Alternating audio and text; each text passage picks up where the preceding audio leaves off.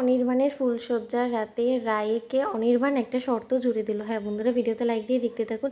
ফুলশয্যার ঘরে দিয়ে আসার পর রায়কে অনির্বাণ বলতে থাকে যে আমি জানি আপনি হয়তোবা খুব একটা স্বাভাবিকভাবে আমাদের বিয়ের সম্পর্কটাকে মেনে নেবেন না। আমি আপনাকে যথেষ্ট পরিমাণে সময় দেবো, আপনি আপনার মতন করে নিজেকে স্পেস দিন, নিজেকে টাইম দিন, আপনি যথেষ্ট পরিমাণে সময় নিন, আমার তাতে কোনো প্রবলেম নেই। কিন্তু মিস্টার, আমি আপনার কাছে একটাই রিকোয়েস্ট করবো যে আমি চাই না যে আমাদের সম্পর্ক নিয়ে লোক সমাজে কোনো রকম কোনো হাসাহাসি হোক। তাই আমি চাই যে সমাজে সবার সামনে আর 4-5টা স্বামী স্ত্রী সম্পর্ক যেরকম স্বাভাবিক হয় আমি চাই, আর লোক দেখানোর খাতিরে হলেও আমরা যাতে সেই সম্পর্কটাই বজায় রাখি, তাহলে অন্তত লোক সমাজের হাতে হাসাহাসি হওয়া থেকে আমরা একটু বাঁচবো। তখন এটাও শোনা মাত্রই রায় বলতে থাকি, ঠিক আছে স্যার, আপনার যখন এটাই শর্ত, আমি তাহলে এই শর্তটা অনুযায়ী কাজ করার চেষ্টা করব। কিন্তু আমি আপনাকে বলতে পারছি না যে আমি এই অনুযায়ী সত্যিই কত দূর অবধি পারবো এই নাটকটা চালিয়ে যাওয়ার, কারণ আমি অভিনয়ে এত পারদর্শী না। তখন অনির্বাণ বলতে থাকে, আরও একটা জিনিস আপনাকে বলার ছিল, এর আগে আমি জানি আপনার কোনো রকম কোনো মত থাকবে না এটাতে, তা সত্ত্বেও আমি বলছি আপনাকে যে আমি আশা করবো আপনি আমাকে ভুল বুঝবেন না। তখন রায় বলতে থাকে যে তাহলে বলুন স্যার, কী আপনার অনুরোধ।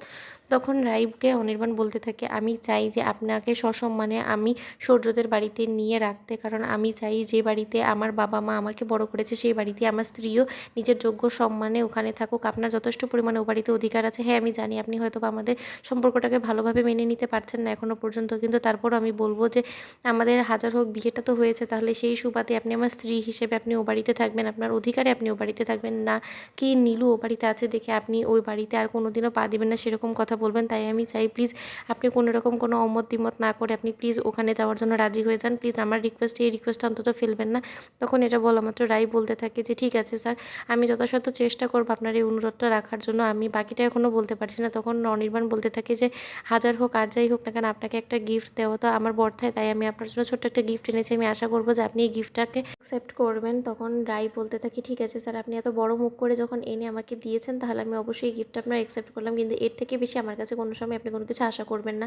ওদিকে নীলু বাড়িতে গিয়ে সূর্যের সাথে রাগারাগি করতে থাকে আর বলতে থাকে, তোমার বাবার এত বড় সাহস হয় কি করে, সে কোনো রকম কোনো সালা মাসওয়ার আমাদের সাথে না করে এত বড় একটা ডিসিশন অমনি হুট করে শুনিয়ে দিল। আর সে কী ভেবেছে, সে একটা ডিসিশন হুট করে নিয়ে আমাদের সবার উপরে থপে দিল, আর অমনি আমরা মুখ বুঝে সবাই তার ডিসিশনটা মেনে নিব? এটা হয় না, এটা অন্যায়। সে অন্যায় করছে সেটা তোমরা ধরে দিতে পারছো না ছেলেরা মিলে।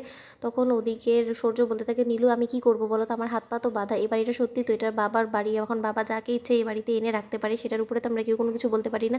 তখন নীলু বলতে থাকে, কেন বলতে পারো না, এটা তোমাদের বাড়ি, তোমারও অধিকার আছে যথেষ্ট পরিমাণে, যতটা কিনা অনির্বাণ দাদা ভাইয়ের আছে। তাহলে এই বাড়িতে কি আসবে যাবে সেটার অবশ্যই কৈফিয়ত তোমার বাবা তোমাকে দিতে বাধ্য।